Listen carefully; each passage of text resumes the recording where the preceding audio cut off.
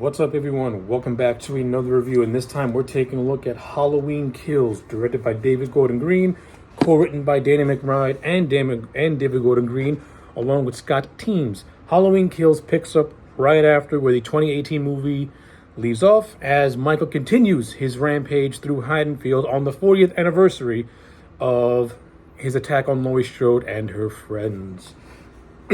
Okay. That's the overall plot line for Halloween Kills. Let's briefly go over it. Okay, Halloween Kills is a mixed bag of a movie.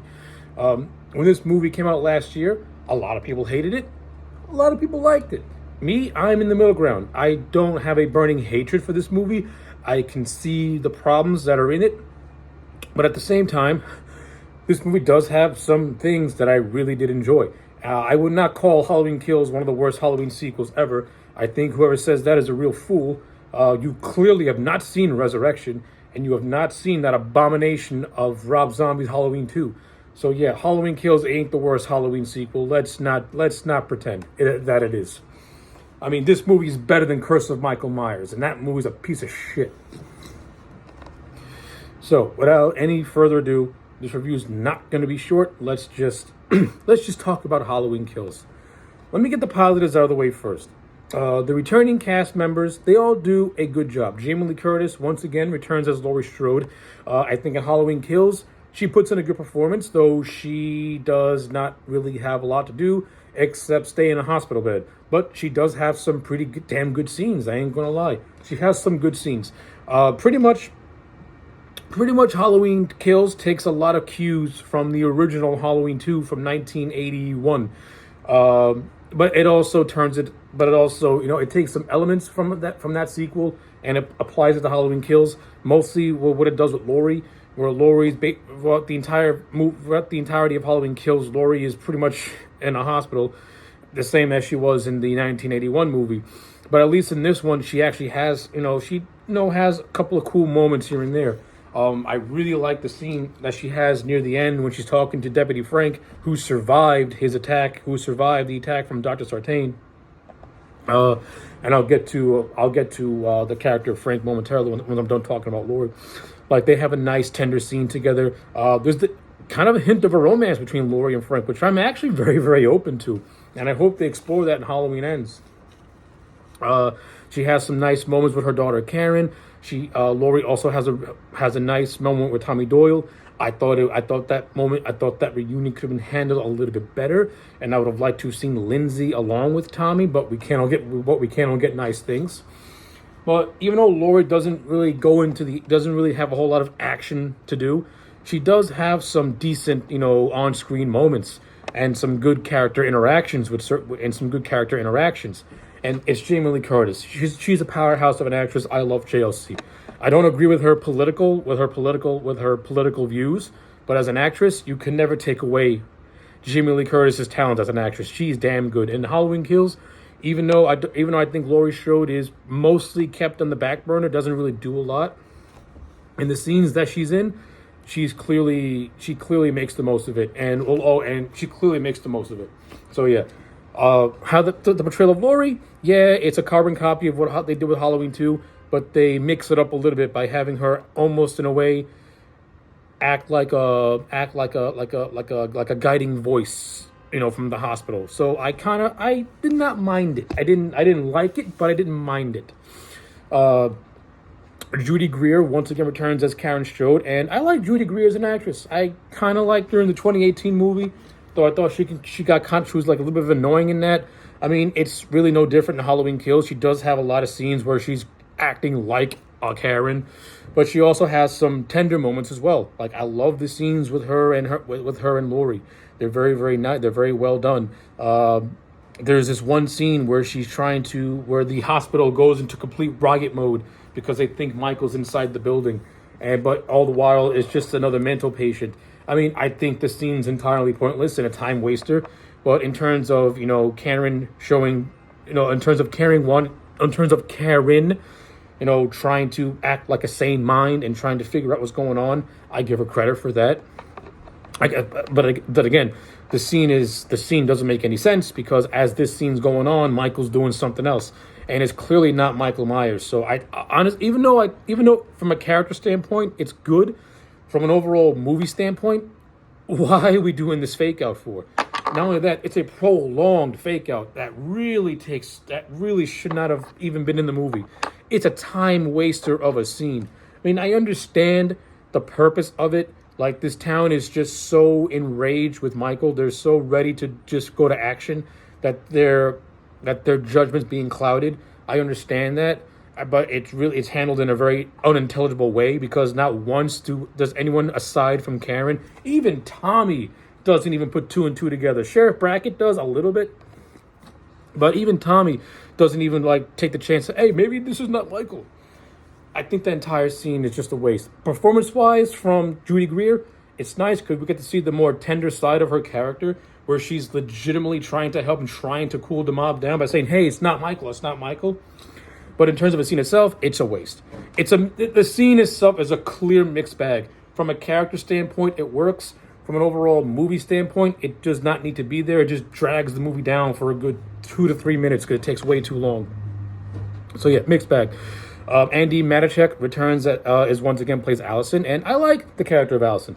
I liked her in the 2018 movie, and I like her in the Halloween Kills movie. It's clear that Allison is the new generation Laurie, and they're doing whatever and the filmmakers are doing whatever they can to kind of hammer that point home.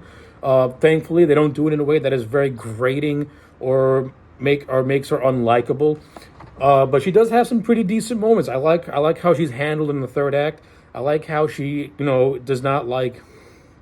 I like how she has her call to arms, where Cameron, enlists her to join him, his dad, and Tommy in the hunt for Michael, and she's like, and she's good. Like, unlike her mom, who refused to go to action, the granddaughter's like, listen, Michael has cursed this town for 40 years. He's infected our family. He's infected Cameron's family. It's enough of the shit. It's time to bring this fucker down. I like it. You instantly make Allison a likable character to me. And she's kind of like Laurie in a sense. Like, she's more... Allison is more her grandmother than she is her mother, and I like it. It's done in a way where it doesn't come across as forced. It comes across natural, and Andy Matichak is a good enough actress to pull it off and still be likable. I mean, she doesn't like have, she's not like Captain Marvel where she can solve any problem with just a blink of an eye. She still has to go through the shit and suffer a lot of loss. And I think Matichak puts in a really good performance, especially in the third act and all throughout this movie. But in the third act is where she really gets a chance to shine, when she's really in the shit, when they go to the Myers house. So I got nothing. I like it. I thought with it, Andy Matichak was actually pretty good. You have so in terms of the three main principles, I like it. And now we get to Deputy Frank. So in the 2018 movie, Deputy Frank Hawkins, played by Will Patton, he is allegedly killed by Dr. Sartain, and it's from there Sartain takes Michael and Allison to Laurie's compound. We find out in the first, 3 minutes of this movie that Deputy Frank survives, and it's actually Cameron who finds Frank and actually helps get Frank to the hospital. Whatever you did with Cameron in 2018, to me, that was completely just fixed in this movie. The 2018 movies, I'm going to go on a little bit of a tangent before I continue on with how I feel about Deputy Frank. The 2018 movie kind of sets up Cameron to be kind of a flaky guy, kind of a dickbag. But in the first 3 minutes of this movie, you completely just make him very likable. I mean, he was already likable to me in the 2018 movie. Like, he came across as like a good dude who just made one mistake and he got crucified for it. In this, he redeemed himself. He helped Deputy Frank get to the hospital. He never left his side. Like, I like the character of Cameron. Like, Cameron, was one of the first to want to join the mob in a hunt of Michael Myers because of his familial connection. And I'll get to that soon too. But yeah, I like the character of Cameron and how he was handled in this movie. His ultimate demise in this movie, I like it, but I wouldn't have killed him because there's more potential there with the character of Cameron and Allison. But I'll get to that when I get to that. But let's get back to Deputy Frank. So yeah, like I said, Cameron finds Deputy Frank's body in the middle of the road, somehow survived, gets to the hospital. And what I really liked about Deputy Frank is that we actually, in the 2018 movie, it said through dialogue that he was there in 1978, the night that Michael was apprehended after going on his Halloween massacre and nearly killing Laurie. We actually get a chance to see that flashback. We actually get a chance to go back to Halloween 1978, and I thought the recreation was really well done. And young Hawkins is played by Thomas Mann. Thomas Mann, who some may remember, who was in Kong Skull Island as one of the grunts, as one of the soldiers. He plays Sheriff Hawkins, and we actually see young Sheriff Hawkins. He's an idealist. He's a rookie cop. He's trying to trying to be an officer, and he gets put in a position where his partner is pretty much is being attacked by Michael. Hawkins makes one fatal mistake, and it costs his partner his life, and Michael nearly escapes. And then we have Dr. Loomis, who makes an appearance in this movie, played by an unnamed actor. I gotta say this: the special effects makeup for the recreation of Donald Pleasance was actually really well done. It didn't look tacky. It looked pretty good. And the guy who did the voice of Loomis didn't do a half bad job. And Loomis was used to an absolute minimal. They didn't overexpose it. If you would have overexposed it, then you would have really see a lot of flaws. They just used it for this flashback scene and to just be an extension of what happens after Loomis shot Michael 6 times. Like, I shot him 6 times!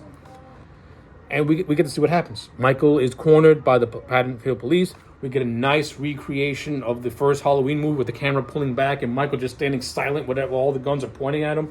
It's a nice little homage to when young Michael has the butcher knife in his hand and his parents are just staring at him. Then the camera just pulls back into a wide shot. I like the recreation. But we see that Loomis is about to do a kill shot. And then Hawkins stops him.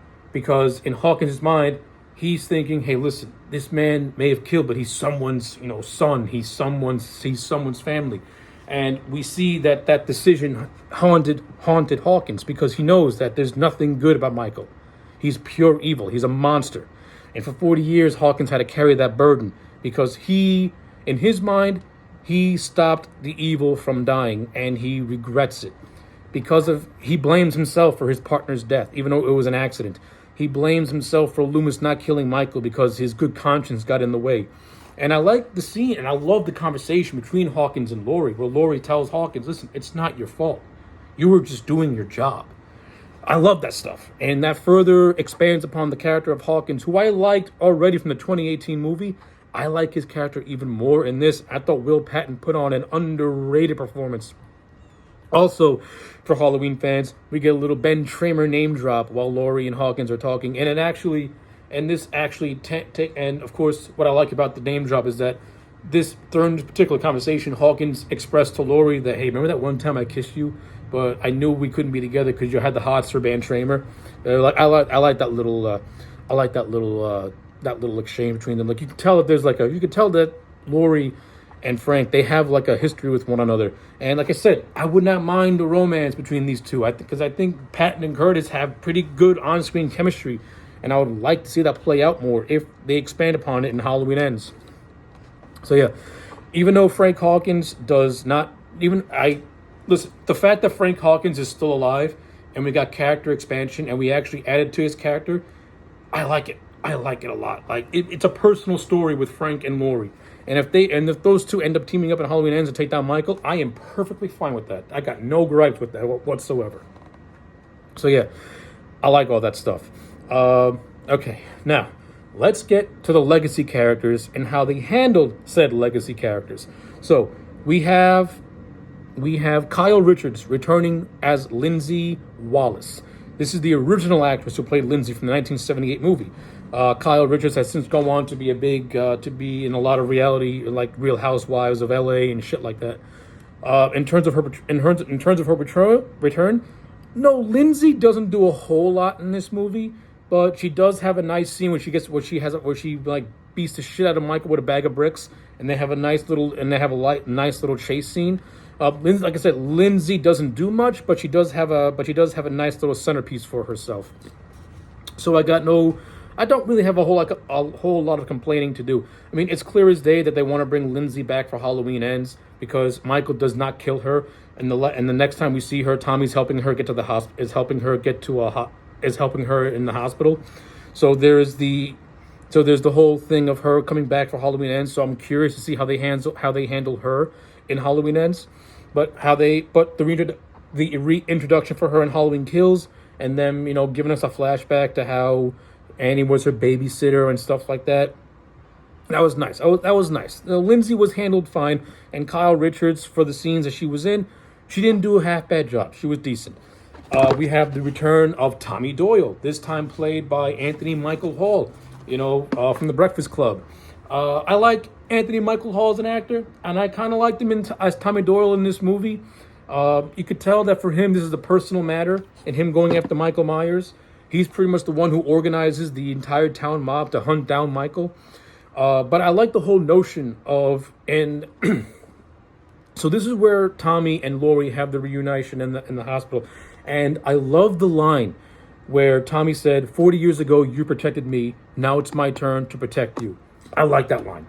That shows me that Tommy always will have a love and appreciation for Laurie and the things and how she sacrificed herself, nearly died to protect him. Tommy wants to do the same. I like that stuff. However, there's a lot of issues with Tommy Doyle as a character. Even though I think Anthony Michael Hall turns in a really good performance, Tommy just comes across more as like this, what's the word I'm looking for? He doesn't come across as a character to me. He comes across as somebody who just gives a lot of speeches. Tommy Doyle has way too many speeches in this movie and not a lot of character development. He has some good character moments when he's exchanging dialogue with his friends, but the majority of Tommy is just him going on a soapbox and preaching. Like, this is preacher Tommy Doyle. And then he started that stupid Evil Dies Tonight chant. Listen, at first it was cool, but the movie overdid it and overplayed it to the point where it became a meme. Like, no, you did not have to do that. You didn't have to do that whatsoever. Like I said, performance-wise, I thought Anthony Michael Hall did a good job. I like the little mini character interactions he has with Laurie, with Marion, with Lonnie. But the majority of his time, he's just doing these grandiose speeches. But he does have, like I said, aside from Dollar Sandy, he does have some good scenes here and there. But Anthony Michael Hall, just the writing of Tommy Doyle, to me, is a mixed bag in this movie. It's fun to see Tommy Doyle come back. I mean, it's kind of like interesting to note that they almost got Paul Rudd to come back as Tommy Doyle after he played him in Halloween and The Curse of Michael Myers. I would have liked to have seen how Paul Rudd would have played this version of Tommy Doyle. I think, but it's weird to even fathom how that could have happened. But I like Michael Anthony Hall. Like I said, the performance itself is good. The writing of the character, a very mixed bag. And the flaws really show in the hospital scene with the fake out, where Tommy just becomes convinced that some random patient is Michael Myers, and he's not level-headed enough to listen to Karen to be like, hey, no, it's not Michael. That kind of paints Tommy as a dummy. Like, really paints him as a bad dummy. We get the return of Charles Cyphers as Sheriff Brackett. Listen, Charles Cyphers, the man's up there in age, he's in his 80s, but I'll say this. It was fun to see him come back as Sheriff Brackett. I wish he and Lloyd would have had at least one scene together, but they don't. But it's fun to see Charles Cyphers come back. It's fun to see Sheriff Brackett. He gets a chance to recite his famous "Everyone's entitled to one good stare" before Michael slashes his throat in the end. So yeah, I got. Just to see Charles Cyphers come back was a treat. For someone like me who's a fan of the franchise, and I always felt that Sheriff Brackett has gotten the short end of the stick a lot in this franchise, just to see him come back, it was fun. It's a nice little treat for the Halloween fans. And finally, in terms of the principal cast, we have Robert Longstreet, who plays Lonnie Elam. Lonnie Elam is the character of Cameron. Lonnie is a character from the original 78 movie who bullied Tommy. He's the one who tripped him with the pumpkin, and then Lonnie got scared by Dr. Loomis before he entered the Myers house. We actually get some character expansion with Lonnie.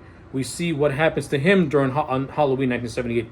We see that the bully is getting bullied himself, and then he shits his pants when he comes face to face with Michael. That, of course, mentally scarred him. And he and Tommy ended up becoming friends. I mean, I would have liked to have seen more of Tommy and Lonnie in terms of their friendship. That's just me personally, but I like Robert Longstreet. Robert Longstreet becoming a very good horror character actor. He's been in a number of horror movies so far. He's been in Halloween Kills, and he's also been in Doctor Sleep. So Robert Longstreet is becoming very quickly becoming a horror character actor, and I like him. I liked him in this movie. He has a nice scene where he's talking to Allison about her dad. It's a very tender moment. You can clearly tell in the performance that Lonnie is very crushed about Ray being killed, and I really like Addie Matichek's performance, where she pretty much just has a complete breakdown because she's really accepting that her father's truly gone. But just hearing a nice story about him, it's bittersweet to her. I like it. It's a nice scene. Like, this movie has some really nice scenes in it. It's not all bad. So yeah, I like the character of Lonnie Elam, and I like that, and I like how his legacy gets passed on to his son.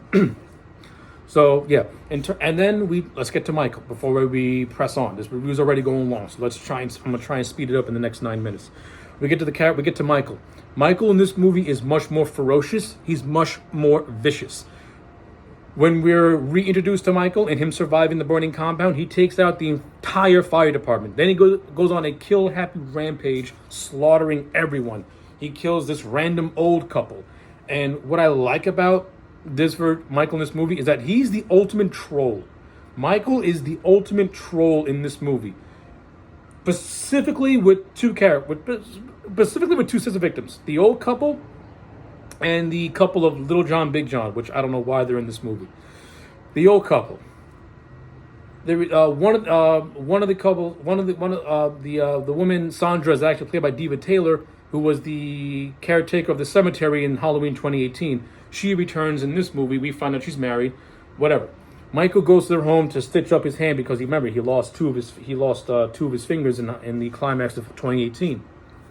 So we see him stitching his hand. Whatever. They catch him. Perfect. Good. He kills the husband. But what Michael does is that he stabs Sandra with a fluorescent light tube. She's still alive. But Michael, being the trolling bastard that he is, the husband's already dead. But Michael doesn't care.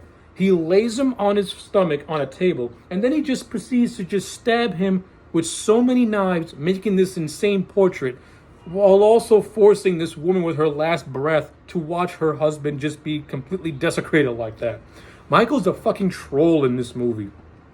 Another good example is the characters of Big John, Little John, played by Michael McDonald, I forget the actor's name, but they're a gay couple living in the Myers house.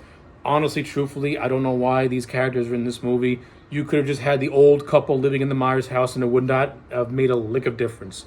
Not to say that Big John and Little John didn't have some comedic bits and moments here and there.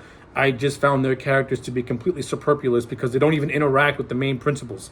Their whole thing that they live in a Myers house and that's it. That's the whole thing of Big John, Little John. But at least but they get slaughtered, and then Michael recreates their most tender moment with their dead corpses. Troll. He has Cameron dead to rights, and this is the climax. Cameron just finds his dad dead in the closet. A nice little homage to how Laurie found Linda. Michael attacks Cameron, beats the shit out of him. But this is after he attacks Allison and she falls down the stairs, hurting her leg. He forces Allison to see him massacre Cameron, and he beats him up, but Cameron's still wheezing. He's still breathing. So as Allison is taunting Michael to say, leave him alone, as Michael's coming down the stairs to get her, he just snaps the fucking kid's neck after Allison pleads with him 1,000 times, leave him alone. He snaps his neck and still goes after Allison. Troll. Michael in this movie is a homicidal troll, and I love it. He's in no gives a fucks mode in Halloween Kills. And I loved every single minute of it. This movie excels when Michael's doing his thing and just slaughtering everyone. There's the scene with Marion Chambers, who makes her return. And Nancy Stevens reprises her role as Marion Chambers. She's completely underutilized in this movie, I'm sorry. But they have this scene when they're in the park. And you're with this this married couple who's of a doctor and a nurse whose characters' names I don't remember because they're inconsequential. They actually made like a brief appearance in 2018. They joined Tommy's band to take down Michael. So they're in this park, and Michael's there. They start shooting at Michael, and they're missing terribly. Marion's a bad shot. Michael kills Marion. Okay, cool. Michael kills the husband by stabbing him in the eye. Okay, cool. The husband's wife, she's taking shots at Michael. Mind you, moments later, she says, I know how to shoot this shit. I know how to use a gun. As she walks to the door, Michael just kicks the fucking door, and the bitch shoots herself in the head. Mike doesn't even need to even put his hands on you to kill you. He'll just use your own stupidity to kill you in this movie. I think some characters were really dumbed down to the point, were really dumbed down way too much in this movie. But I got a kick out of that kill. Michael just kicks a car door, and her hand ricochets, and she shoots herself in the head. Michael unintentionally killed somebody, and it continues the whole trolling metaphor, the whole trolling aspect of his character in this movie, where he's simply in no gives a fucks mode. I love it. I think James Jude Courtney for Halloween Kills channeled his inner Tyler Mane from the Rob Zombie movies, where he just goes on a gory rampage.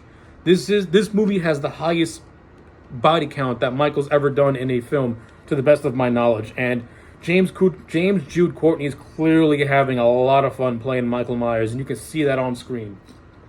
And I also love the look of the burnt mask. It has this unsettling appearance to it. Like, I really like the look of it. It's cool to me.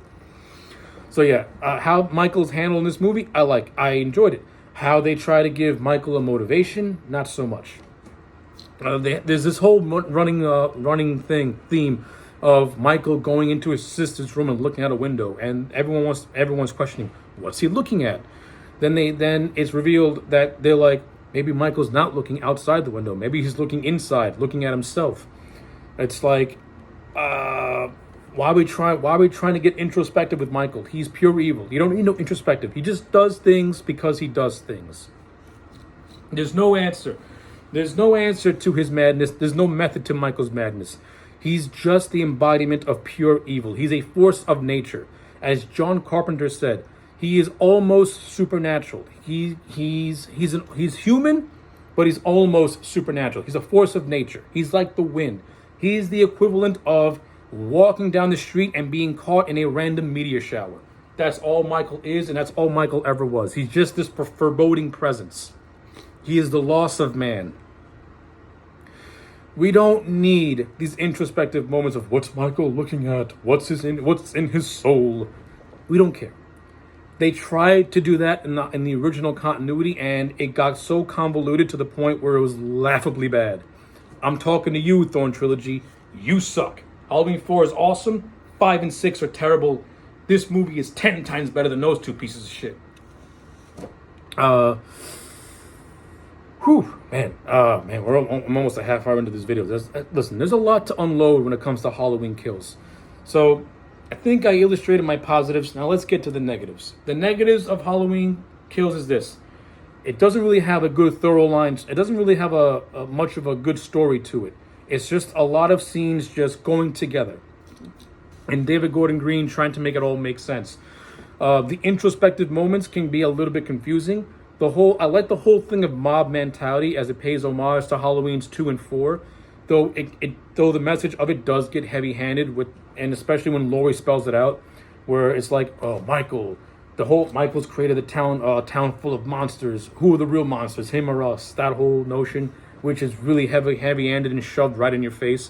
A lot of characters, to me, I think are completely underutilized, like Tommy Doyle. I think, to the most part, even though I like Michael Hall, Tommy Doyle, to me, can be underutilized. I think Lonnie Elam is a little underutilized. I don't think we got a proper reunion of Tommy, Lindsay, and Laurie, which is what I was waiting for to see in this movie. We get a half-assed reunion without Lindsay. And Laurie doesn't even join the fight, which makes it even more annoying. What makes it more annoying is that I would like to have seen Laurie, Lindsay, and Tommy in the hospital together talking, and Laurie trying to help them figure out a way to get Michael. We don't get that. You could have made Laurie like a Nick Fury type of character if she's not gonna be in the action, but that doesn't happen. A lot of the kills, very, very creative, but there are certain characters that are just shoehorned into this movie to just fill out a body count. Big John, Little John. They serve no purpose. They're just there to reintroduce the Myers house, which is whatever. Okay, you could have given it to the old couple. It would have made no difference, to me at least. What else? Like I said, this movie killed off certain characters that I would not have killed off. I would not have killed off the character of Cameron. I would have kept him alive, especially since he was on a quest for redemption. After what happened in 2018, I would not have done that. And like I said, the town being easily manipulated was kind of stupid.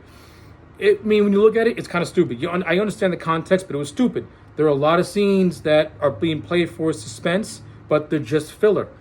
Like I said, I can't stress enough how much I think that fake out scene with the mental patient was just a waste of time. There's another scene at a bar with the same mental patient that happens early on in the movie. Again, it's just a waste of time because we know it's not Michael. He's doing something. He's killing firefighters. And then this is happening. It's dumb. I understand what they're going for, but it's dumb. It doesn't really make a whole lot of sense.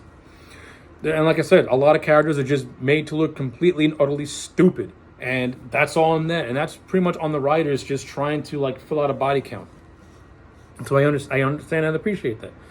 I mean, I don't really appreciate it, but I understand it.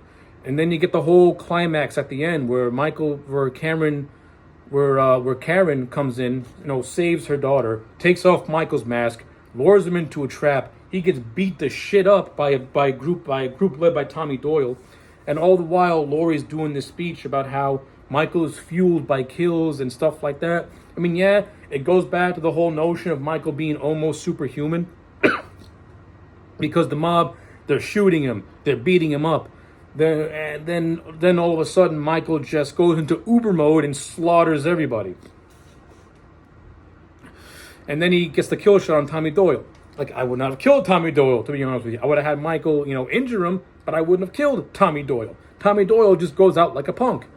Michael, the entire movie is building up to this epic showdown between Tommy and Michael, and nothing. They don't get a one-on-one. We think they're going to get a one-on-one when Tommy's about to go Negan on Michael, and then Michael just fucking stabs him. It's a letdown. I think Tommy Doyle got the shit end of the stick in this movie. Like I said, I would still had Michael win, but I would not have killed off Tommy Doyle. However, I still would have killed off Karen Strode. I think Michael going from the middle of the street to the Myers house and with no explanation how the fuck he got there is a little strange and a little bit of weird. But I like the whole thing of Michael killing Karen, which adds more fuel to the fire for Laurie. I actually prefer the alternate ending that we saw in the extended cut, because it pays a nice homage to the first Halloween movie. So I like the whole idea of Michael killing Karen. I think how it happened was extremely convoluted, but I like the recreation of the scene where Laurie is calling Cameron, Michael answers the phone, and you get that heavy breathing, and then you get this badass moment of Laurie walking through a hospital hallway with a bloody knife in her hand as she's preparing for that final battle. Like, I prefer that alternate ending instead of the ending in the theatrical cut where Michael kills Karen in a shock ending and then the movie just stops.